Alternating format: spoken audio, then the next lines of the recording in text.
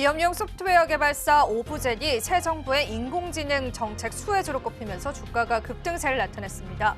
장 초반부터 상한가에 직접한 오브젠은요, 지금 현재 구간에서도 29.77%를 유지하면서요, 계속되는 가격 제한폭까지 오름세를 나타내고 있습니다.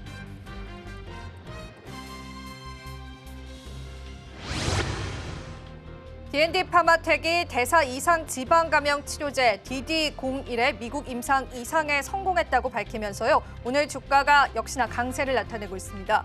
프리마켓에부터 11만 8,200원에 거래됐던 D&D 파마텍은요. 지금 현재는 29.99%로 상한가에 안착한 모습이 포착되고 있습니다. 국내 증시 시가총액 1위인 삼성전자의 위상이 크게 흔들리고 있습니다. 코스피 시총 중 삼성전자 시총 비율이 15%선 아래로 내려앉으면서 9년 1개월 만에 최저 수준을 기록하고 있습니다. 지금 현재 삼성전자 같은 경우에는 마이너스 1.7%의 낙폭세를 그려내고 있습니다.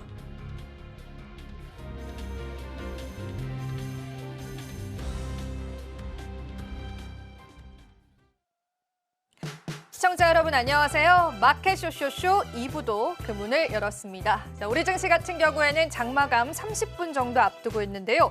우리가 마감 직전까지 눈여겨봐야 할 섹터와 종목은 물론이고요. 마감 이후에 마련해봐야 할 투자의 인사이트들도 함께하도록 하겠습니다. 또 저희 방송 제공해드리는 정보는요, 투자 판단에 대한 조언일 뿐입니다. 이 부분 참고해 주시길 바라고요. 저희 마감 시간까지의 다양한 전략들 여러분들과 함께하도록 하겠습니다. 자, 일단은 지금 현재 주목받고 있는 섹터와 특징주들 흐름 체크해 보실 텐데요. 정민경 캐스터와 함께 마감 전 주목해야 할 섹터와 특징주 바로 한번 살펴보겠습니다. 바로 한번 살펴보시죠. 네, 파이널 섹터 시간입니다. 먼저 오늘의 특징주부터 만나보시죠. 첫 번째 종목은 삼양식품입니다. 밀양 2공장의 본격 가동을 앞둔 삼양식품의 주가가 오늘 120만 원 선을 넘어섰습니다. 주가는 장 초반 52주 신고가를 기록을 했는데요. 삼양식품은 불닭볶음면의 글로벌 수요 증가에 대응하기 위해 경남 밀양시에 1,838억 원을 투입해 밀양 2공장을 완공을 했습니다. 올해 하반기 가동하는 이 공장에서는 전량 수출용 라면을 생산을 하는데요. 연간 약 8억 3천만 봉지의 불닭볶음면을 생산할 수 있다고 합니다. 또 삼양식품에서는 오늘 하나의 호재가 더 있었습니다. 삼양식품의 틱톡 불닭 글로벌 공식 계정의 팔로워가 100만 명을 돌파한 건데요. 이는 작년 말 대비해서 약 2배 성장한 수치로 한국 브랜드 계정 가운데 최상위권에 오른 겁니다. 공식 계정의 팔로워 증가와 함께 삼양식품이 공개한 숏폼 캠페인 영상은 1억 뷰를 돌파하기도 했는데요. 특히 전체 조회수의 약 80%가 광고 유입이 아닌 자발적인 시청에서 발생해 콘텐츠 자체에 대한 높은 몰입도와 흥미를 입증을 했습니다. 삼양식품은 장 초반부터 상승 곡선을 그리고 있고요. 현재는 7%가량의 상승 흐름 보여주고 있습니다. 이어서 두 번째 종목 만나보시죠. 두 번째 종목은 D&D 파마텍입니다. D&D 파마텍이 자체 개발한 대사 이상 지방 간염 치료제가 미국 임상 2상에서 유효성을 입증하면서 바로 상한가로 직행을 했습니다. D&D 파마텍의 이번 임상은 과체중 및 비만을 동반한 대사 이상 지방간 질환 환자 67명을 대상으로 48주 동안 진행이 됐는데요. D&D 파마텍의 치료제를 투여한 환자의 75.8%가 지방간이 유의미하게 감소한 결과를 보였습니다. D&D 파마텍은 이번 이상 1차 평가지표 결과에 이어 추가적인 2차 지표 분석과 최종 임상 결과 보고서를 오는 2026년 3분기에 받을 계획인데요. 시장에서는 이번 결과가 향후 3상 진입 및 기술 이전 기대감을 높일 수 있다는 점에서 긍정적으로 평가를 하고 있습니다. 지금까지도 상한가 이어가고 있습니다. 세 번째 종목은 코스맥스입니다. 교보증권이 코스맥스의 목표 주가를 기존 22만 원에서 29만 원으로 상향을 했고요. 투자 의견은 매수를 유지를 했습니다. 교보증권은 코스맥스가 인도네시아에서 경쟁 우위를 점하고 있는 것으로 파악이 된다며 뚜렷한 경쟁사가 부재한 상황이다라고 평가를 했는데요. 인도네시아는 인구 규모로는 세계 4위고요. 소비주 축인 Z세대의 비율 역시 26.8%로 한국 대비 11.9% 높아 소비 잠재성이 매우 큰 시장입니다. 코스맥스는 지난 9일부터 16일까지 인도네시아 현지 공장을 방문해서 경영진 및 유통사와 간담회를 진행을 하기도 했는데요. 올해 인도네시아 법인 매출 성장률을 20에서 25%로 제시하기도 했습니다. 코스맥스는 장 초반부터 상승 곡선 그리고 있고요. 현재는 6%대 상승 흐름 보여주고 있습니다. 이어서 국내 테마 탑3도 바로 만나보시죠. 네, 첫 번째 테마는 제약바이오입니다. 오늘부터 19일까지 미국 보스턴에서는 바이오 USA 2025가 개최가 됩니다. 바이오 USA는 매년 1,500여 개의 제약바이오 관련 기업들이 참여를 하고 있고요. 약 2만 명 이상의 참관객이 방문하는 세계 최대 규모의 바이오 행사입니다. 올해는 국내 80여 기업이 바이오 USA에 참가를 하고 해외 고객과 투자를 유치하고 기술 수출을 모색합니다. 관련 종목들 장 초반에는 강세를 보이다가 현재는 소강 상태를 보이고 있는데요. 현재 상승하고 있는 종목은 노바렉스와 제일약품 그리고 코오롱 생명과학이 있습니다. 이어서 다음 섹터도 만나보시죠. 이스라엘과 이란 간 충돌 격화로 인해서 방산업체가 신고가를 기록을 하고 있습니다. 이번 중동 위기가 국내 방산주들에게는 수출 기회 요인이 될 수 있다는 분석들 나오고 있는데요. 한국 방산업체들이 향후 대체 공급자로 부상할 수 있다는 관측 나오고 있습니다. 이로 인해서 한화 에어로스페이스, LIG 넥스원, 그리고 현대로템 등이 신고가를 경신을 하고 있습니다. 이어서 마지막 섹터도 만나보시죠. 네, 마지막 섹터는 지능형 로봇, 인공지능입니다. 이재명 정부의 AI 정책 기대감이 계속해서 지속이 되면서 관련 종목들 상승 흐름 보여주고 있습니다. 이재명 대통령은 전일 대통령실 초대 AI 미래 기획수석에 하정우 네이버 클라우드 AI 혁신 섹터장을 임명을 했는데요. AI 수석은 이재명 정부에서 신설이 되는 직책이고요. 또한 신정부의 AI 3대 강국 도약의 공약을 체계화하는 컨트롤타워 역할을 맡을 예정입니다. 이러한 소식에 오늘 오브젠과 알츠라는 상한가를 기록을 했고요. BI매트릭스도 8%대 상승 흐름 보여주고 있습니다. 지금까지 파이널 섹터 만나봤습니다. 네, 이렇게 파이널 섹터 같이 한번 살펴봤습니다. 오늘 시장의 특징주와 또 특징 섹터들 체크해봤는데요. 오늘 파이널 섹터에 함께해 주실 전문가 SCTV의 황민혁 전문가님 모셨습니다. 어서 오십시오. 네, 안녕하세요. 네, 우선은 오늘 우리 시장 증시부터 좀 짚어보겠습니다. 시장이 그래도 오후장돼서 좀 더 탄력이 좋아지는 것 같은데요. 오늘 시장 어떻게 보셨을까요? 네, 일단 오늘 시장도 사실은 기대했던 것보다도 좀 강해요. 요즘 들어서 이런 얘기를 좀 많이 하고 있는 것 같아요. 시장이 또 많이 올라왔는데도 불구하고 지금 상승이 조금 더 강해지고 있는데 오늘 같은 경우에는 이제 미국장이 지난 금요일 날 또 하락이었고요. 국내 증시 역시도 미국 금요일장에는 하락이 좀 있었습니다. 결국 이스라엘과 이란의 그 충돌 때문에 아무래도 전체적인 시장 분위기가 좀 많이 처져 있는 분위기였는데 하지만 이제 하루 만에 이렇게 또 다른 분위기가 나오고 있습니다. 실제로 미국 선물지수도 오늘 좀 오름세를 보여주고 있고요. 하지만 국내 증시의 상승폭은 이보다 좀 강해요. 코스피가 1.6%나 지금 오르고 있다는 건 아무래도 최근에 시장 분위기가 상승으로 가다 보니까 탄력을 지금 계속 받고 있다는 거예요. 결국은 이제 올라가는 장 이런 분위기는 쉽게 멈추지 않아요. 그리고 떨어질 때도 역시 어떤 호재가 나와도 하락장이 지속된다면 그 분위기를 타고서 계속 밀리는 경우들이 있거든요. 지금 코스피 시장이 아마 상승 분위기를 제대로 좀 타고 있지 않을까 이렇게 생각이 들고요. 현재 코스피 지수가 또 올라가고 있고 이제 코스닥 지수도 이 반등 중인데 이 안에서의 또 약간의 좀 우려스러운 부분이라면 결국 이제 수급에 대한 부분일 것 같아요. 오늘 외국인들의 수급은 오늘 잡히지 않고 있습니다. 외국인들은 코스피 시장에서 2천억 정도의 매도가 현재 잡히고 있죠. 그리고 반면에 기관 쪽에서는 매수가 들어오고 있고 그다음에 코스닥 쪽에서는 외국인들이 1,000억 원 정도가 매수가 들어와요. 최근 이제 지난주도 흐름을 보면 코스닥 쪽으로 외국인들의 수급들이 들어오는 걸 우리가 좀 확인할 수 있었고요. 그리고 반면에 코스피 시장 쪽에서는 외국인들의 수급이 조금 둔화되는 이런 모습들이 나왔거든요. 결국은 이제 그 시장의 분위기 자체가 이제 아무래도 시장을 이끌어줄 수 있는 삼성전자 쪽에서 힘이 좀 없다 보니까 이 매도가 아마 이 대부분 다 삼성전자 쪽에서 많이 잡히지 않나 이렇게 생각이 듭니다. 하지만 이 가운데서도 역시 올라가는 종목들은 계속 또 올라오고 있는데 특히나 올라가는 섹터 쪽을 본다면 오늘 지주사 쪽에서 이 강세 흐름이 나오고 있고요. 그리고 건설주들 그리고 증권 이런 금융 섹터 쪽에서의 매수가 좀 들어오고 있거든요. 이쪽에서의 그 상승이 나오고 있는 건 결국은 정책주예요. 정책 관련주들이 여전히 지금 시세를 받고 있다라는 거죠. 이번 주 같은 경우에는 미국에서 금리 결정이 또 있는 이런 상황이니만큼 아무래도 시장은 조금 이제 조심성이 있는 흐름들이 나올 수 있다 이렇게 생각이 들고요. 특히나 외국인들 수급에 있어서는 이번 금리 결정이 굉장히 좀 중요하다라고 생각이 듭니다. 왜냐하면 이번에 이제 금리 결정이 나오고 나서 이 점도표라는 게 공개가 됩니다. 이 점도표가 공개됐을 때 이번에는 금리 동결 가능성이 매우 높지만 올 한 해 동안 금리가 과연 인하가 될 것인가 아니면 동결로 갈 것인가라는 중요한 그 쟁점이 점도표에 찍혀요.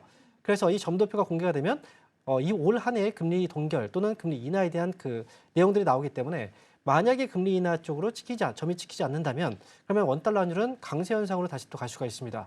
그렇게 된다면 외국인들은 당연히 또 빠져나갈 수가 있겠죠. 그래서 외국인의 입장으로 봤을 때는 이번 주에는 매수하기가 조금은 버거운 그런 장이다라고 보시면 되고요. 그래서 지금 수급은 외국인들 수급들보다는 오히려 기관 쪽의 수급이 조금 더 종목들에 있어서는 탄력이 더 그쪽에 집중되지 않을까라고 생각이 들기 때문에 만약에 매매를 한다면 외국인보다는 기관 쪽 수급을 보시는 게 좋고요. 그리고 이제 외국인들 수급이 빠진다고 하더라도 시장은 올라갈 수가 있어요. 오늘 같은 경우에는 외국인 수급이 없거든요. 그런데 외국인 수급은 그 주식을 매수하고 있지는 않지만 선물 쪽에서는 매수가 들어오고 있고 옵션에서는 상승 베팅이 되어 있어요. 그래서 시장의 방향을 현물 쪽 수급이 아니라 그리고 선물이나 옵션 쪽에서 이 방향을 끌고 가기 때문에 시장은 꺾이지 않고 올라가더라도 종목들은 좀 약할 수 있다는 걸 기억하셔야 됩니다. 그래서 시장은 올라가도 이 종목들의 탄력이 조금 둔화된다면 여기에서 있어서는 종목들의 무리한 베팅을 좀 하기보다는 이렇게 가다가 또 한번 조정이 들어오거든요. 그러면 그때에 맞춰서 종목들의 비중을 늘리는 것도 저는 좋은 방법이다. 이렇게 말씀드리겠습니다. 일단 우리 시장에서 여전히 외국인 쪽에 관한 수급들 계속 지켜봐야 될 것 같습니다. 그래도 선물 시장에서는 매수의 포지션들이 계속 유지되고 있습니다. 긍정적으로 해석해 볼 수 있는 요인일 것 같습니다. 자, 앞서서 저희가 파이널 섹터를 통해서 특징주와 또 관련한 섹터군들 이야기 나눴는데요. 오늘 그 이야기들 하나하나 좀 나눠보도록 하겠습니다. 오늘장 파이널 섹터 전략들 나눠보겠습니다. 일단 첫 번째로 이야기 나눠볼 게 삼양식품 쪽 보면 좋겠습니다. 특징주인데요. 52주 신고가 달성을 하면서 이제는 정말 우리가 이렇게 멀리 올려다봐야 되는 그런 주식이 된 것 같아요. 전문가님, 지금 전략은 어떻게 세워보면 좋을까요? 삼양식품이 사실 주가가 너무 많이 올라갔어요. 예. 저도 이 정도까지 올라갈 거라고 생각을 하진 않았거든요. 됐습니다. 그런데 이제 경쟁사로 본다면 농심이라는 회사가 있잖아요. 근데 농심의 주가는 상대적으로 지금 이 삼양식품의 주가하고는 다른 분위기를 갖고 가고 있거든요. 지금 최근 들어서 이제 하락이 나오고 있죠. 그런데 지금 삼양식품의 주가가 이렇게 올라가고 있는 건 아무래도 불닭볶음면의 이 강세 현상 이런 것들로 인해서 이제 결국 많이 올라가고 있다라고 보시면 되는데 앞에서도 이제 밀양 2공장의 가동이 임박했다라고 해서 물량을 좀 늘리려고 하는 이런 모습이 있거든요. 실제로 지금 국내 같은 경우에는 우리가 이제 마트에 가면은 이제 불닭볶음면을 사 먹을 수가 있어요. 하지만 해외 같은 경우에는 물량 공급이 좀 딸린다는 거죠. 그래서 해외 공급 물량을 늘리기 위해서 이렇게 이제 공장을 또 가동을 시켜서 물량을 또 증설한다는 건데 이렇게 됐을 때 우리가 또 생각을 해봐야 되는 건 우리가 음식이잖아요. 이게 라면이라는 게 이제 우리가 또 포커스에 맞춰서 본다면 우리나라 같은 경우에는 일반적으로 이제 그 밥을 식사 대용으로서 라면을 많이 먹거든요.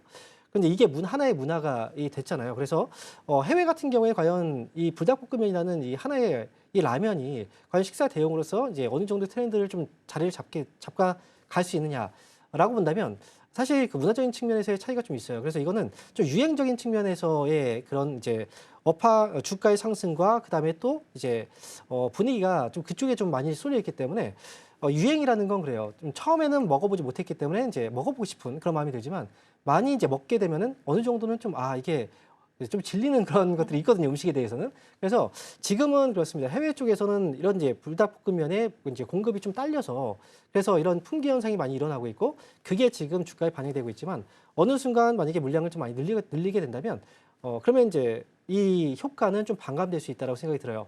그래서 지금 같은 경우에 삼양식품도 과거에 우리가 시젠이라는 기업도 있었고 그다음에 에코프로라든지 이런 종목들이 있었잖아요. 한때 많이 올라갔던 종목들이 결국은 나중에 고점을 찍고 나서 떨어질 때는 좀 많이 하락이 나왔었던 것처럼 이번에 삼양식품의 경우에는 너무 많이 올랐기 때문에 사실 더 올라갈 수는 있겠지만 어느 순간 고점이 나오게 될 거고 그때를 대비해야 되는 시기가 아닌가 저는 조심스럽게 그렇게 말씀드리고 싶습니다. 네. 사실은 이제 가격적인 부담감도 좀 있습니다. 그렇기 때문에 우리가 지금 대응점들은요, 보수적으로 가져가 봐야 한다는 거 꼭 기억을 해주시고요. 이어서 D&D 파마켓도 보겠습니다. 장 초반부터 상한가가 풀리지 않고 있습니다.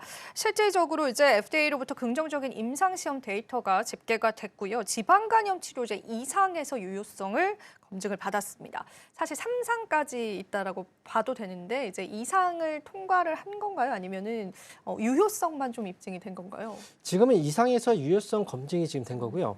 3상까지는 사실 내년 상반기라고 얘기를 하는 거 보니까 완벽하게 마무리된 건 아니고요. 보통 2상이 끝나고 나서는 기술 수출이라는 게 되거든요. 그래서 기술 수출 계약에 대한 기대감이 또 아마 뉴스에 나왔을 거예요. 그래서 임상 같은 경우에 단계가 1상에서 2상 그리고 2상이 끝나고 3상까지 진행이 되고 보통 2상까지 마무리가 되면 그쪽에 그 다음에는 기술 수출 계약이 보통 체결이 되는 경우들이 많이 있습니다. 이에 대한 그 관련 기업들 중에서는 한미 그룹주들이 대표적으로 이런 이제 기술 수출을 많이 하는 그런 기업이라고 볼 수가 있겠죠. 실제적으로 이제 지금 D&T 파마텍의 경우에는 이번에 간암 이제 지방 간염 치료제와 관련해서 유효성을 검증을 했고요. 그리고 이 시장이 굉장히 좀 커요. 전 세계적으로 지금 5억 명 이상이 이 지방간을 또 앓고 있다라는 뉴스가 이제 소식이 있거든요. 그래서 이 치료제 시장의 경우에는 시장 규모가 잠재적으로 30조 원 이상이 된다라고 얘기가 나올 정도로 이 시장이 굉장히 좀 크고, 그다음에 뉴스화되고 있는 부분으로 본다면 그만큼 이 시장이 이 시장이 이제 이 제약 의료 업계에서는 블루오션이라고도 얘기를 많이 하고 있어요. 실제로 한미약품이라든지 유한양행, 동아ST 이 기업들도 역시 지방간 치료제를 지금 현재 임상을 좀 진행하고 있는 그런 기업으로 알려져 있고요. D&T 파마텍의 경우에는 지금 주가가 사실 그래서 오늘 상한가에 들어갔는데 이 상한가는 제가 봤을 때는 풀릴 것 같아 보지는 않습니다. 아침에 들어가서 지금까지 지금 이제 계속해서 중간에 잠깐 풀렸다 다시 들어갔거든요. 근데 오후장 들어서도 풀리지 않고 지금 마감이 된다는 건 아무래도 이제 상한가로 이제 마감이 될 가능성이 높다 이렇게 봐야 되는데, 그런데 중요한 것 중에 하나가 또 이제 상한가로 끝난다고 해서 내일 또 연속으로 또 올라갈 수 있느냐라는 부분은 또 다른 부분이에요. 그동안 이제 상한가 들어갔던 기업들의 주가를 보면은 상한가 이후에도 주가 상승하는 경우들이 좀 있어요. 하지만 이제 많은 그 기업들이 상한가 이후에 주가가 하락하는 경우들도 되게 많았거든요. 그래서 지금 D&T 파마텍의 경우에도 이번에 임상 결과는 좋은 결과를 분명히 냈어요. 그리고 이 시장이 블루오션 시장이고, 그다음에 거기에서는 일단 치료제의 성능 자체가 굉장히 좀 뛰어났기 때문에 이만큼 주목을 많이 받았지만 내일장부터 해서 이게 계속해서 추가적인 상승으로 갈 수 있다라는 그런 확신을 가지고 투자하기는 조금 무리가 있다라는 거죠. 이 부분에 있어서는 다른 경쟁사들도 결국은 이 시장에서 치료제를 개발하고 있기 때문에, 그래서 D&T 파마텍은 임상 결과 완전히 종료가 된 것도 아니고 해서 이번에는 이제 기대감이 좀 컸다라고 생각이 들고요. 만약에 보유하고 있다라고 한다면 내일장을 보고서 결정하시는 게 좋을 것 같아요. 내일장에 만약에 올라갔는데 좀 흔들린다. 그러면 단기 차익을 내고 나오시는 전략이 저는 필요하지 않을까 이렇게 말씀드리겠습니다. 사실 상한가 직행했던 기업이다 보니까 매수에 성공하셨던 분들 자체가 많지는 않을 수도 있습니다. 하지만 그만큼 이제 관심을 갖고 앞으로 추가 전략들 궁금하실 텐데요. 보수적인 그런 전략들이 많았습니다. 참고를 해보시고요. 내일장의 흐름들도 같이 살펴보시면 좋겠습니다. 자, 그러면은 특징주 마지막으로 살펴보겠습니다. 코스맥스 쪽 보겠는데요. 교보증권에서 이제 투자 겸 매수와 함께 코스맥스 주가의 목표 주가를 29만 원까지 지금 현재 목표 주가 상향했습니다. 지금은 25만 6천 원 선이거든요. 근데 주가 차트 보니까 너무 많이 올라서 이 종목 역시도 매수를 하기에는 좀 부담스럽다는 생각이 좀 들어요, 전문가님. 네, 항상 많이 올라가면 부담이 돼요. 부담스럽습니다. 그렇죠. 근데 그렇다고 해서 또 많이 떨어지잖아요. 또 그것도 부담돼요. 예. 더 떨어질까 봐. 그래서 보통 떨어지는 종목들보다 사실 올라가는 종목들을 많이 매수를 합니다. 코스맥스의 경우에도 지금 이렇게 많이 올라갔고 신고가를 지금 뭐 찍고 올라가고 있기 때문에 고점이 어디에 나올지는 아무도 알 수 없어요. 근데 증권사에서의 목표가를 지금 제시했다라는 것도 사실 그걸 100% 신뢰를 하시면 안 됩니다. 저도 이제 증권사 쪽에서의 목표가를 항상 이제 보지만 이 목표가가 달성되는 경우는 거의 본 적이 없어요. 항상 올라가면 또 새롭게 고점을 새롭게 높이고, 그리고 좀 과도하게 지금각보다 훨씬 더 높은 목표가를 설정하는 경우들이 많이 있는데, 제가 생각할 때는 이제 코스맥스라는 회사를 사실 저희가 이 시간에도 다뤘던 적들이 있습니다. 화장품 ODM 쪽이 앞으로 좋아질 거고, 그래서 관련 종목들 중에서 코스맥스 그리고 또 한국콜마라는 회사가 있었죠. 그래서 그 종목들에 대해서도 한번 이야기를 했었는데, ODM 쪽 시장은 앞으로도 굉장히 좋아질 거라고 예상이 들고, 코스맥스의 경우에도 지금은 이제 그 인도네시아 쪽에 진입을 한 거예요. 그래서 인도네시아의 경우에는 인구 규모로 본다면 전 세계 4위에 이를 정도로 인구가 굉장히 많습니다. 그리고 지금 작년 말 기준으로 했을 때 한국 브랜드가 수입 제품 중에 30에서 40% 정도를 차지할 정도로 국내 화장품에 대한 수요가 굉장히 많은 나라이기도 해요. 그렇기 때문에 ODM 쪽에서 있어서 코스맥스라는 회사가 앞으로 인도네시아 시장에서 큰 성장을 이룰 것이다라는 생각은 저도 이제 그 생각에 대한 변함은 없는데, 항상 주가라는 건 많이 올라가면 거기에 대한 부담감을 느낄 수밖에 없거든요. 그리고 이 뉴스는 이미 코스맥스가 인도네시아에 진출을 한다는 이 뉴스 자체는 예전부터 있었던 뉴스였고, 이번에 다시 주목받으면서 주가가 또 올라갔지만 이렇게 해서 주가가 항상 계속 올라갈 수만 있는 건 아니거든요. 그래서 지금으로서는 이미 좀 많이 올라간 상태이기 때문에 여기서는 올라갈 때 매수하는 건 저는 권해드리지는 않고요. 하지만 지금 이 시장이 새롭게 열렸고 앞으로 또 나올 수 있는 그런 이제 이익에 대한 규모라든지 그런 성장성으로 봤을 때는 주가가 뭐 조정이 들어와도 다시 또 올라갈 수 있는 잠재적인 상승 여지는 있다라고 생각을 합니다. 그렇기 때문에 다만 지금 매수하지 말라라고 말씀드린 거고요. 하지만 이제 주가의 조정이 한번 깊게 들어와 준다면 그때는 조금 길게 성장성을 내다보고 가셔도 저는 괜찮을 것 같아요. 그래서 가격적인 부분에서 본다면 오늘 25만 6천 원 정도잖아요. 만약에 조정이 들어온다면 20만 원에 최대한 가까운 가격 정도의 조정도 저는 그때는 오히려 나중을 좀 길게 봤을 때도 기회가 되지 않을까 이렇게 조심스럽게 예측을 해볼 수 있겠습니다. 증권사의 목표 주가 대비해서는 아직까지 상단에 어느 정도 가격대가 남아있긴 하지만요. 계속되는 신고가 영역이기 때문에 20만 원 선까지 밀리는 구간이 온다면 그때 여러분들이 좀 매수의 기회로 삼아보시면 좋겠습니다. 오늘 아무래도 시장에서 너무나 핫한 종목군들이 있다 보니까 저희가 이제 보수적인 관점을 가져갈 수밖에 없는 것 같고요. 이렇게 해서 특징주 3가지를 살펴봤다면 이제 섹터 쪽으로 한번 넘어가 보겠습니다. 오늘 국내 테마 탑3도 바로 분석을 이어가 볼 텐데요. 첫 번째는 제약바이오 쪽 쪽을 좀 보겠습니다. 지금 현재 미국 보스턴에서 현지 시간 16일부터 오늘부터 열리는 거죠. 바이오 관련한 박람회, 세계 최대 박람회다라고 하는데 굉장히 많은 기업들이 이제 참석을 하고 일부 종목군들이 반응이 좀 나오고 있습니다. 노바렉스 제일약품, 코오롱 생명과학과 같은 기업들이 이제 참석을 하는 걸로 알려져 있는데 이쪽 섹터 전략들 우리가 좀 어떻게 잡아보면 좋을까요? 네. 이번에 최대 규모의 사실은 행사인데요. 우리가 지금 아마케라든지 뭐 종양학회 이런 암과 관련된 학회들을 좀 많이 알고 있는데 바이오 USA라는 건 이제 그 바이오 쪽에서는 사실 뭐 되게 역사가 좀 깁니다. 30회가 이상 진행이 됐던 만큼 오랜 기간 동안에 지속이 되었던 이제 하나의 어떤 전시회라고 보시면 돼요. 그런데 여기에 국내 기업들이 이번에 특히나 좀 많이 참석을 해요. 그래서 이번에 그동안 제약바이오주들이 사실상 흐름이 너무 안 좋았거든요. 그렇기 때문에 이번에 이런 이제 그 언론의 어떤 노출들이 좀 많이 되면 주목을 많이 받게 되고 그에 따라서 관련 종목들이 좀 많이 올라가지 않을까 이런 기대감도 있는데 사실상 참여하는 기업들은 많지만 여기서 반응이 오는 기업들은 많지는 않아요. 지금 같은 경우에는 말씀을 하셨지만 노바렉스라든지 제일약품, 코오롱 생명과학 이 종목들이 이 기업들이 지금 참여해서 오늘 좀 성과 주가의 반등이 좀 나오고 있는 그런 분위기인데요.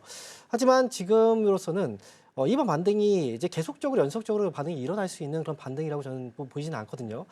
이 행사 자체가 어찌 보면은 앞에서 아마케라든지 뭐 임상종양학회라든지 여러 가지 큰 굵직한 행사들이 있었는데 그때도 반응이 없던 그 제약바이오들이 이번에 이걸로 반응이 올 거다라고 보여지지는 않습니다. 그래서 이번에 이제 반응이 나왔던 건 이제 거기에서의 어떤 성과, 뭐 발표 이런 것들로 인해서 잠깐 올라간다라고 한다면 뭐 이거는 이제 단기 대응으로 좀 하셔야 될 필요가 있겠고요. 그리고 제약바이오주들 같은 경우에는 사실 우리가 좀 긴 호흡을 가지고 가야 되는 그런 섹터예요. 보통 우리가 이 코스닥 시장이 올라갈 때 제약바이오하고 그다음에 또 IT, 부품주들 이런 종목들이 시장을 좀 이끌고 올라가는 경우들이 있거든요. 지금 같은 경우에는 최근에 뭐 제약바이오들이 움직였던 건 뭐 지금 이제 조류 AI라든지 또는 이제 니파 바이러스 이런 쪽으로 인해서 조금 이제 반등이 나왔던 종목들이 있었습니다. 하지만 전체 시장의 방향성을 좀 가져가지 못했거든요. 그래서 저는 제약바이오 같은 경우에는 지금 이 뉴스로 인해서 종목들을 공략한다면 단기의 어떤 흐름을 보기보다는 좀 길게 가져가시는 게 저는 좋겠다라는 의견을 드리도록 하겠습니다. 사실 지금 의미 있는 반등이 이제 보여주지는 않습니다. 그러다 보니까 우리가 또 실질적으로 제약주들은 하나하나의 모멘텀도 좀 체크하면서 가는 게 조금 더 현명한 투자 판단일 것 같고요. 제약바이오주들에 관해서 그러면은 전문가님 한 가지만 더 여쭤보고 싶은 게 사실 저희가 이런 일정 제외하고 제약바이오주 자체를 좀 어떻게 보실까요? 저는 제약바이오주들은 사실 과거에는요, 제약바이오주들이 섹터의 어떤 사이클을 탔었어요. 네네네. 보통 상승과 하락 주기가 있었거든요. 상승의 주기가 보통 한 4년에서 5년 정도, 하락의 주기도 역시 비슷했거든요. 근데 지금 같은 경우에 꽤 오랜 기간 동안 하락이 좀 나온 상태예요. 아마도 지난번에 코로나 때 그 당시에 주가가 워낙 많이 올라갔기 때문에 조정이 깊었다고 생각이 들거든요. 하지만 다시 다음에 사이클이 분명히 좀 온다라고 저는 봐요. 그래서 제약바이오주 같은 경우에는 우리가 이제 사이클이라는 게 존재하고 있기 때문에 만약 성장성이 없다면 사이클은 없거든요. 그래서 제약바이오주들은 지금의 바닥 어딘가에 좀 저는 있다라고 생각을 해요. 어느 순간 올라가면 나중에는 올라가기 시작했을 때는 잡기가 어려워요. 그래서 제약바이오주들은 만약에 투자를 한다면 잡아놓고 좀 기다려야 된다라고 저는 생각하거든요. 그래서 지금부터도 약간의 모아가는 전략으로 좀 기다린다면 분명히 좀 성과가 있을 거라고 보여집니다. 예, 이렇게 해서 우리가 국내 테마 탑3 첫 번째 섹터 한번 살펴봤고요. 다음은 이제 방산 쪽 좀 짚어보겠습니다. 사실 저희가 일부에서도 많은 내용 나눴습니다. 방산업체들이 또 신고가를 달리면서요. 이 두 자릿수의 상승률도 보여줍니다. 이 부분은 저희가 포인트적으로 좀 짧게 짚어보면 좋겠고요. 오늘 대표적으로 하나에어로 그리고 LG, LI진 엑스원, 현대, 로템 쪽에 수급 들어옵니다. 어떻게 보고 계실까요? 네, 사실 이들 섹터들도 좀 많이 올랐다라고 저는 생각을 하거든요. 그런데 지금 이제 전쟁과 관련해서 이제 주가가 좀 많이 올라오는 거고, 최근 들어서 이제 그 이스라엘과 뭐 이란의 이제 그 격돌도 있었지만, 이스라엘과 그다음에 하마스 그리고 이제 러시아하고 그 우크라이나의 전쟁들이 이어지면서 결국은 이제 이 그 방산과 관련된 종목들이 계속해서 좀 오름세가 나타났었어요. 하지만 과거를 생각해 본다면 이제 우리가 평화가 좀 유지됐던 시절에는 방산주가 이렇게 올라가진 않았거든요.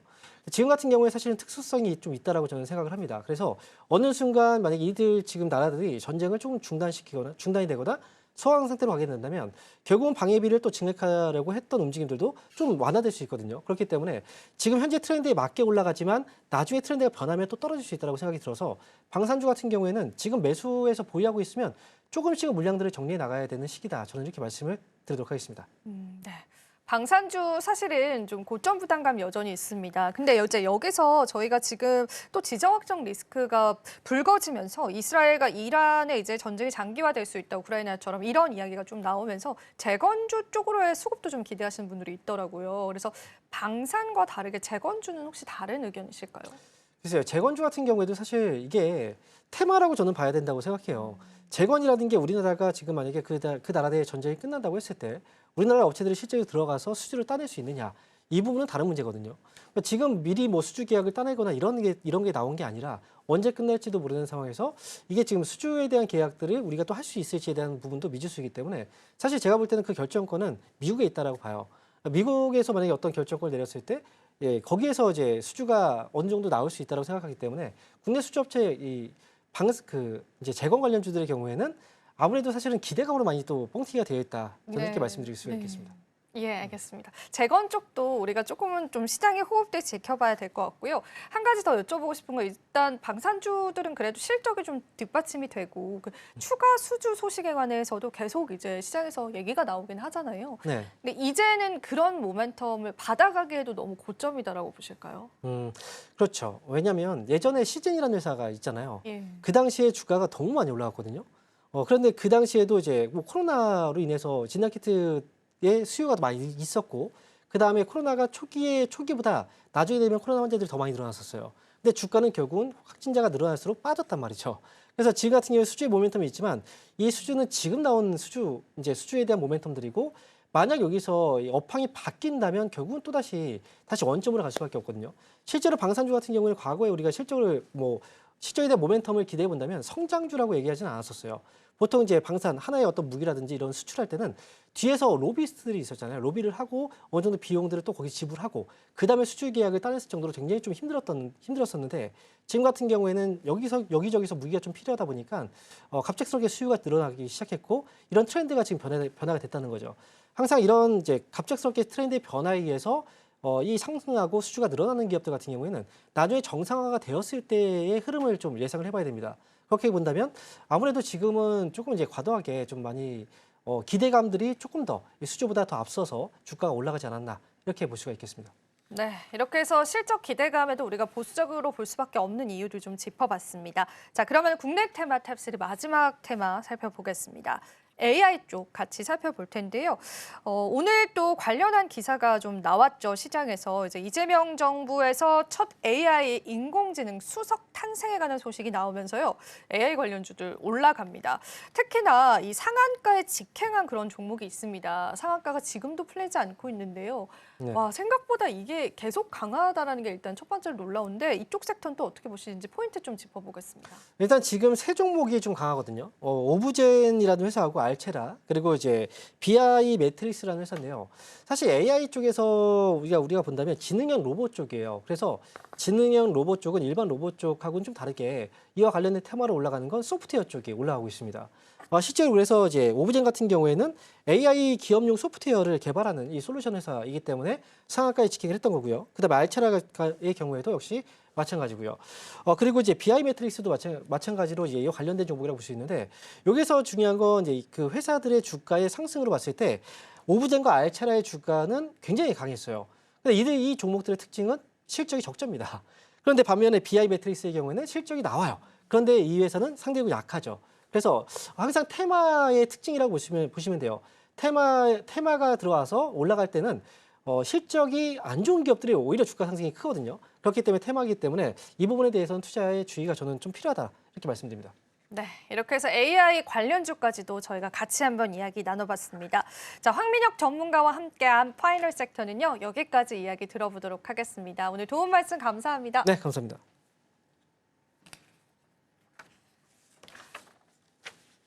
네, 저희가 또 이제 이어서 우리 마감 시장 향해서 가고 있는 시장인데요. 마감이 어떻게 진행이 되고 있는지를 같이 한번 좀 살펴보도록 하겠습니다. 주식 장마감 30분 정도 앞두고 있는 시점입니다. 지금까지 파이널 섹터를 통해서요. 시장의 특징주와 함께 또 시장의 주요한 섹터군들에 관한 전략들을 짚어봤다면 이제는 마감 이후의 시장까지도 같이 한번 살펴볼 겁니다. 자, 오늘 시장의 마감 많이들 궁금하실 것 같습니다. 과연 어떤 마감가 나타내고 있는지 정민경 캐스터가 준비하고 있습니다. 바로 한번 만나보시죠.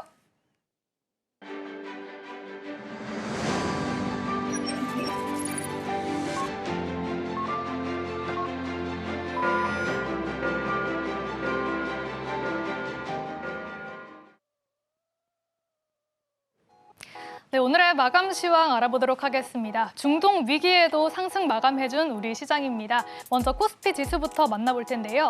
코스피 지수 오늘 1.7%가량의 강세 움직임 보였습니다. 장 후반 들어서 계속해서 상승폭을 키워갔고요. 결국에는 2,940포인트 선에서 종가를 형성했습니다. 2022년 1년 이후에 계속해서 가장 큰 상승 흐름을 보여준 오늘의 종가였습니다. 이어서 코스닥 지수도 바로 만나보시죠.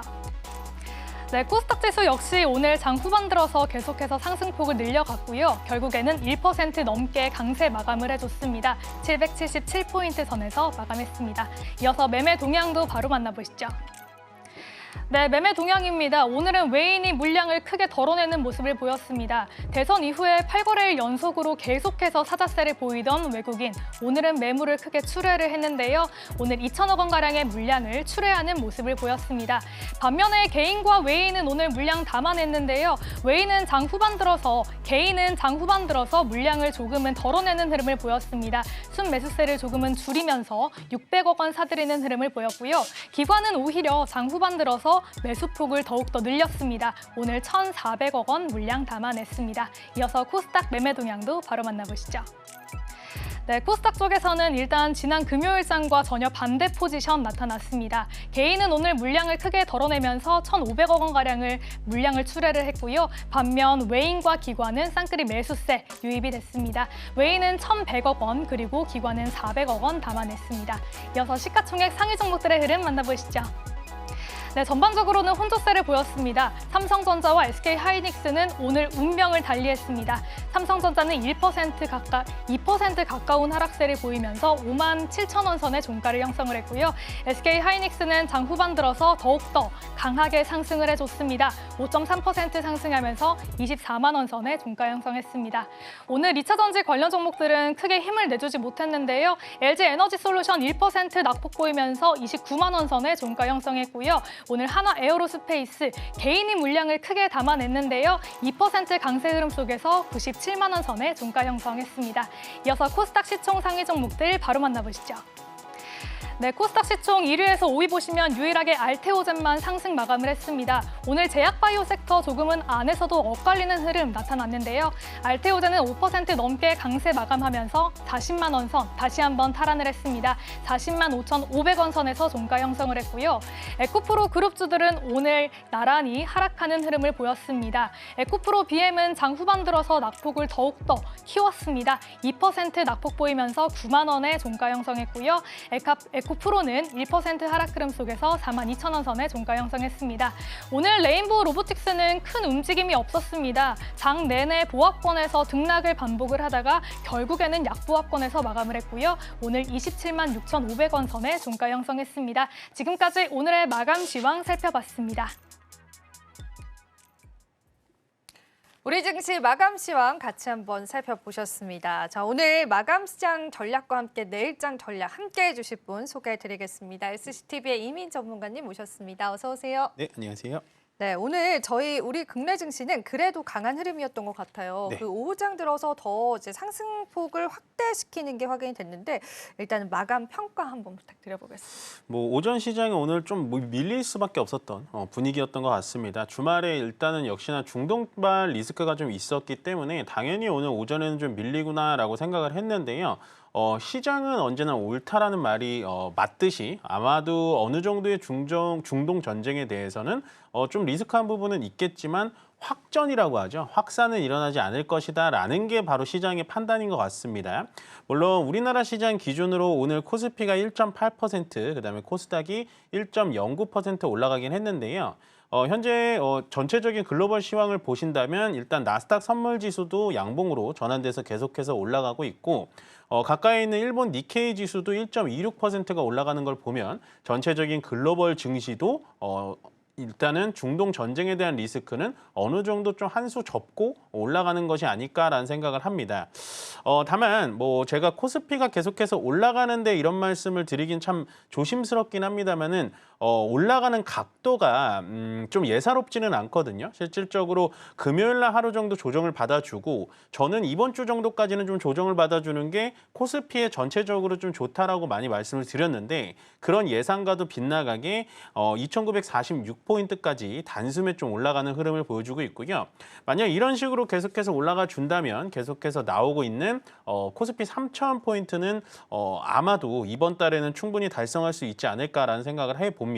일단은 각도 자체가 상당히 좀 많이 가파르게 올라오고 있기는 한데요. 어쨌든 시장 자체는 지금 전체적으로 다 올라가고 있다라고 보시면 될 것 같고 오늘 수급은 좀 특이한 상황이 벌어지고 있습니다. 일단은 코스피 쪽에서는 외국인이 3천억 정도 매도를 진행을 했고 코스닥은 반대로 1,000억 정도 매수를 진행을 했고요. 선물과 옵션 쪽에서는 외국인들의 매수세가 별로 보이진 않습니다만 지수의 하락에 베팅하는 풋옵션에 약간은 6천 계약 정도, 7천 계약 정도 들어왔다라는 걸 좀 볼 수 있는데 뭐 크게 외국인들의 매도세가 세다 뭐 이런 느낌은 아니니까요. 일단은 하루기 때문에 좀 더 지켜봐야 될 것 같고요. 오늘 시장 대비 좀 강한 흐름들의 종목들을 좀 살펴본다면 삼성 SDS를 얘기를 안 드릴 수가 없을 것 같습니다. 아마도 이 마켓 쇼쇼쇼 시간에서 이 종목을 좀 소개를 시켜드렸던 것 같은데요. 결국에는 AI 데이터 센터 클라우드 데이터 센터를 세우려면 삼성 SDS가 가장 대장주다라는 거를 많이 말씀을 드렸는데 오늘 이 대형주가 시가총액도 상당히 큰 종목인데 이런 대형주가 지금 20% 넘게 올라갔다라는 건 상당히 좀 특이한 부분이다라고 보시면 될 것 같고 결국엔 삼성 SDS가 가다 보니까 뭐 알체라라든지 시선 AI 결국엔 AI 관련된 종목들이 다 같이 저번 주에는 약간 조용조용했었는데 오늘 같이 좀 올라가 주고 있고요. 결국엔 중동 리스크 때문에 지금 하나 시스템이 됐던 LIG 넥스원 뭐 이런 종목들 방산 종목들도 같이 올라가고 있다. 그러니까 방산 같은 경우는 중동 때문에 올라가는 경향도 있지만 원래부터 추세가 좋기 때문에 추가적인 부스터를 더 받는다라고 생각을 해주시면 좋을 것 같습니다. 계속해서 강조를 드립니다만 고가에 있는 종목들이 무서워서 못 들어가겠습니다가 아니에요. 지금 시장은 대세 상승장이기 때문에 전체적인 신고가의 위치에서 52주 신고가를 더욱 쓸 수 있는 그런 시장이니까요. 여러분들 지금은 어떻게 본다면 약간은 메인 테마로 볼 수 있는 조선, 방산, 그리고 원전, 그리고 요즘에 이제 신정부에서 밀어붙이고 있는 AI 데이터 센터까지 본다면 아마도 시장 대비해서는 좀 좋은 수익률을 낼 수 있지 않을까라는 생각이 들고요. 코스닥 150 쪽에서는 간 종목을 본다면 일단 재룡전기가 오랜만에 13% 가까이 올라간 걸 보면 전체적으로 이 데이터 센터가 올라가다 보니까 데이터 센터에 전기를 공급해야 되는 전선 관련된 종목들이 같이 올라갔다라고 생각을 해주시면 좋을 것 같습니다. 반면에 시장 대비해서 좀 약했던 종목들은요. 결국에는 2차 전지 종목들밖에 저는 오늘 보이지는 않습니다. 조금은 안타깝지만 2차 전지 종목들이 계속해서 바닥에서 반등이 들어올 때 아직 진정한 반등은 아닙니다라고 말씀을 드렸던 게 아마도 전체적으로 현재 2차 전지에 대해서는 좀 모멘텀이 아직 살아있지 않지 않을까라고 정리를 해드리면 좋을 것 같습니다. 마지막으로 시장 자체는요, 전체적으로 상승 추세가 굉장히 가파릅니다. 특히나 코스피 쪽에서는 각도가 굉장히 가파르기 때문에 저는 조금 코스닥 쪽으로 여러분들이 보시는 게 조금 앞으로 봤을 때는 편안한 투자가 되지 않을까라고 정리를 해드리겠습니다. 코스닥 쪽에 조금 더 비중을 좀 실어서 전략들 세워보시면 좋겠고요. 각각의 섹터분들의 움직임들 짚어주셨는데 2차 전지 쪽은 아직 시장에 반등을 줄 만한 뚜렷한 모멘텀이 없다라는 게 현재 주소인 것 같습니다. 개인 투자자분들 좀 참고해 보시면 좋겠고요. 그러면 여기서 중요한 건 우리가 이렇게 시장이 마감이 됐는데 내일장 전략을 좀 체크를 해봐야 될 것 같습니다. 일단은 이런 질문 좀 드리고 싶어요. 내일도 시장이 오를까요, 전문가님? 그러니까 저도 이제 그 얘기를 먼저 드리고 싶었는데 예. 요즘에 가장 많이 하시는 질문이 질문이죠. 내일도 오를까요? 네. 아니면 내일 만약에 오전에 떨어지면 이제 떨어지는 거 시작일까요?인데요. 저는 조금 다르게 대답을 해드리고 싶어요. 이게 우리가 시장을 내일에 대해서 예측을 하려고 하니까 이런 질문이 나오는 거거든요. 그래서 저는 지금 시장은 일단 올라왔잖아요. 그래서 내일 좋으면 내일 따라 붙으면 되는 거예요. 만약에 내일 떨어진다? 그럼 갖고 있는 현금을 좀 홀딩해 놓으면 되는 거고, 그러니까 시장에 맞춰서 우리 몸을 움직여야 되는데 우리가 이제 우리 몸을 먼저 움직인 다음에 시장을 예측하려고 하니까 굉장히 어려운 것 같습니다. 그래서 뭐 여러분들에게 제가 시원한 대답을 드릴 수는 없지만 지금 이런 분위기로 봐서는 코스피는 3,000은 곧 있으면 좀 도착을 할 것 같고요. 그렇지만 코스피보다는 지금 코스닥이 약합니다. 상대적으로 약한 이유는 제약바이오 쪽과 2차 전지 쪽이 약하기 때문인데요. 결국에는 저는 코스피라는 큰형이라고 표현을 많이 드리죠. 코스피라는 큰형이 이런 식으로 주가를 끌어놨기 때문에 코스닥 쪽에 대해서 여러분들 조금 더 종목에 대해서 공부를 하신다면 좋은 결과를 좀 펼칠 수 있지 않을까라고 답변 드리겠습니다. 일단 우리 시장을 너무 예측을 하지 말자. 그런 또 시장에 또 다양한 투자 전략들 함께 해주셨는데요.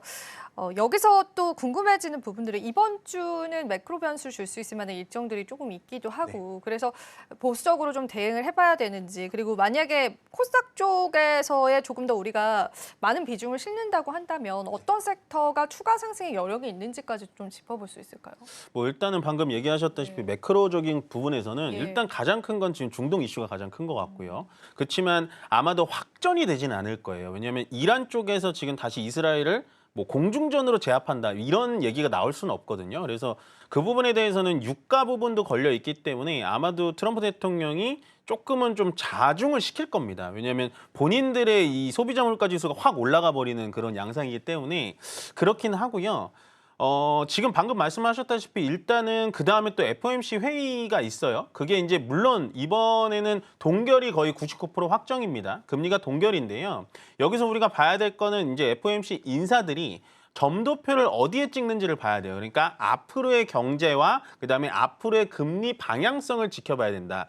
이번에는 동결 나오는 거에 대해서 의미보다는 어디에 점이 찍혀 있고 어떻게 경제를 살펴보는지 파월 연준 의장의 약간은 마음속을 좀 들여봐야 될 것 같고요.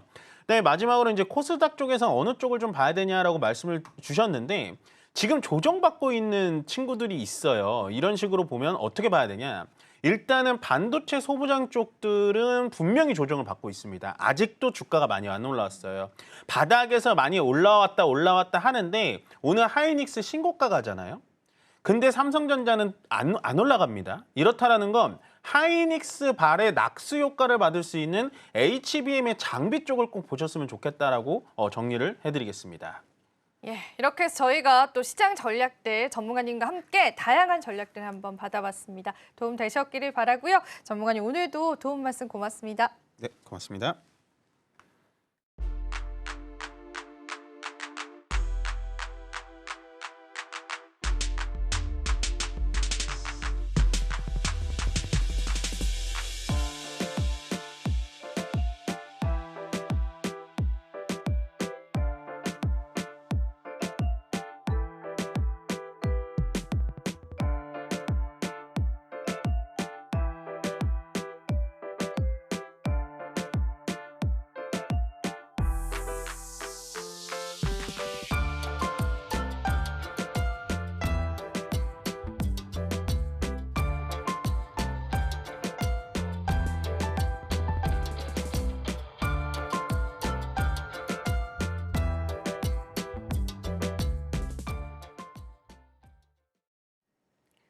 마켓 쇼쇼쇼 이지영의 넥스트 마켓으로 다시 한 번 더 인사드립니다. 자, 지금까지 마켓 쇼쇼쇼 우리 시장의 마감과 함께 내일장 전략들 같이 한번 세워봤는데요. 이제는 넥스트 마켓을 통해서 시장 어떤 시나리오들 이번 주에 있을지 살펴보겠습니다. 사실 이번 주에 일정이 상당히 많아서요. 그 일정들만 여러분들 소화하신다면요. 시장의 시나리오들 예측하실 수 있을 것 같습니다. 자, 일단은 오늘과 내일 같은 경우에도 주요한 일정들이 있죠. G7의 정상회의를 통해서 이재명 대통령의 처음 외교 활동이 시작이 됩니다. 여기서 사실은 한미 양국 간의 관세 협상에 관한 시나리오가 나오지 않을까라는 기대감들 시장에 있다라는 부분들 체크해드리고요. 앞서 저희가 언급해드린 것처럼 바이오 USA가 개최가 되기 때문에 관련한 기업들 어떤 기업들이 있고 어떤 모멘텀을 가져가는지도 보시면 좋겠습니다. 최근에 원유 관련해서 시장에서 관심이 뜨겁잖아요. 오펙의 월간 보고서도 미국 증시 열리면서 같이 발표가 될 겁니다. 살펴보시면 좋겠고요. 내일이 좀 중요합니다. 일본 BOJ를 통해서 금리에 관한 변화가 있을 텐데 일단 시장 참여자들은 금리 돈결을 예상하고 있습니다. 그래서 이날은 매크로 변수가 그렇게 크진 않을 것이다라고 보시면 되고요. 삼성전자는 DS 부문, 그러니까 반도체 부분에 관해서 글로벌 전략 회의를 할 예정이기 때문에 이 부분에 따른 시장 뉴스들 체크해 보시면서요. 과연 주가 반등에 줄 수 있을지 그 모멘텀들까지도 살펴보시면 좋겠습니다. 그리고 이번 주에 굵직한 일정 굉장히 많은데 목요일과 금요일 것까지 잠깐 체크를 해보겠습니다. 미국의 FMC 회의가 있을 예정이라서 한국 시간으로 새벽 한 3시에서 4시 정도에 금리에 관한 스탠스 있을 텐데요. 지금 유가가 폭등하면서 CPI 지수 자체에 관한 적색불이 켜졌습니다. 그래서 아마 이번에도 매파적인 스탠스를 유지하지 않을까라고 보고 있고요. 시장에서는 점도표를 좀 살펴보면서 앞으로의 시장 흐름들 살펴보자라는 이야기 저희가 앞서서도 언급해드렸습니다. 자, 그리고 금요일 같은 경우에도 한 가지 제약주들의 일정이 있는데요. 미국의 당뇨학회가 개최가 되면서요. 이때 한미약품과 같은 기업들이 참가를 하게 됩니다. 사실 이 당뇨약으로부터 파생된 게 비만 치료제잖아요. 그래서 비만 치료제 관련주들에 관한 추가적인 시장의 상승 모멘텀 있을지 체크해 보시고요. 또 오늘 넥스트 마켓 주제로 가져왔었던 MSCI 지수에 관한 접근성 리뷰 발표가 있습니다. 오늘 그 주제 바로 한번 열어보면서 시장 인사이트들 가져가 보도록 하겠습니다. 자, 이번에 주제 같은 경우에는 이재명 대표의 굉장히 큰 공약 중에 하나였죠. MSCI 지수에 한국이 선진국 지수에 편입이 돼야 한다라는 그런 내용이었는데요. 과연 가능성이 있을지 짚어보면서요. 오늘 시장 한번 소화해 보도록 하겠습니다. 자, 일단은 20일 날 대략적으로 발표가 되면서 25일 날 그게 확정적으로 결정이 되는데 MSCI 지수 같은 경우에는요. 선진국가 또 개발도상국가 같은 신흥국 지수가 있습니다. 하지만 한국 같은 경우에는 경제 성장률을 놓고 봤을 때 굉장히 높은 수준임에도 불구하고요. 사실상 신흥국 수준에 포함이 되어 있습니다. 그래서 그 부분 때문에 한국의 밸류에이션 자체가 굉장히 좋지 않다라는 이유다라고 거론이 되기도 했습니다. 실질적인 일정들 보시면은 우리가 20일 새벽에 과연 한국 지수가 MSCI 지수에 편입될 수 있을지 체크해 보실 수 있을 테고요. 그리고 그 이후에 확정이 된 이후에요. 실제 편입은 2027년도에 이루어진다라고 보시면 될 것 같습니다. 사실 MSCI 한국 지수가 선진국에 편입이 된다라는 건요. 글로벌 자금 유입의 기준점으로 해석이 되고 있습니다. 최대 75조 원 규모의 자금 유입을 예상하고 있고요. 지난해 같은 경우에서는 그 당시에 정부에서도 노력을 했었지만요. 공매도가 전면적으로 금지가 되면서 편입이 불발됐던 사례가 있었습니다. 그래서 이번에는 기대하고 있습니다. 실질적으로 MSCI에서 기준점으로 제시했었던 공매도에 관해서 전면적인 허용을 했고요. 그리고 외국인들도 쉽게 공시를 볼 수 있도록 외국어 공시 시스템도 갖추고 있기 때문에 아마 편입이 되지 않을까라는 그런 이야기 나오고 있습니다. 사실 우리가 계속해서 이야기를 나누고 있는 코스피 5천 시대에 관한 신호탄이 MSCI의 선진국 지수에 편입이 되어야 한다라는 그런 증권가의 뷰도 나오고 있고요. 우리가 주목해 볼 건 20일 날 편입 가능성에 대한 예고편 역할을 같이 한번 살펴보면서요. 실질적인 편입 일정들까지도 체크해 보시면 좋겠습니다. 자, 사실상 우리가 선진국 지수에 편입이 된다라고 해서 무조건적으로 자금이 들어오는 건 아닙니다. 만약에 우리가 편입된다고 가정을 했었을 때 증시에 자금이 들어오는 양과 또 빠져나가는 양을 또 계산을 해보니까요. 실질적으로 아직까지 외국인의 뷰에서는 신흥국 쪽에 관한 투자의 투자의 비중이 높기 때문에 전반적인 투자 유입금 자체는 그렇게 크진 않을 것이다라고 보고 있습니다. 하지만 이 선진국 지수에 포함이 된다라는 건요. 이제는 우리가 일부의 자금 유출 가능성이 있지만은 그 편입 자체보다는 제도 개선에 관한 더 큰 의미를 가져갈 수 있고요. 한국 지수에 관한 그런 고밸류 그리고 한국 지수에 관한 밸류에이션에 관해서 어느 정도 제대로 된 평가를 받을 수 있을 것이라는 이야기들도 나오고 있습니다. 그래서 그 일정들도 주목해 보시면서요. 앞서 제가 언급해드렸던 시장 일정들 통해서 시나리오들 세워보시면 좋겠습니다. 자, 이렇게 해서 넥스트 마켓까지 함께 나눠봤습니다. 저희 방송 제공해드리는 정보는 투자 판단에 대한 조언일 뿐입니다. 가치 판단과 상승 하락 보장하고 있지는 않다는 점 다시 한번 유의 부탁드리고요. 저희는 내일 시장에 또 다른 전략들로 함께하겠습니다. 오늘도 시청해주신 여러분 고맙습니다.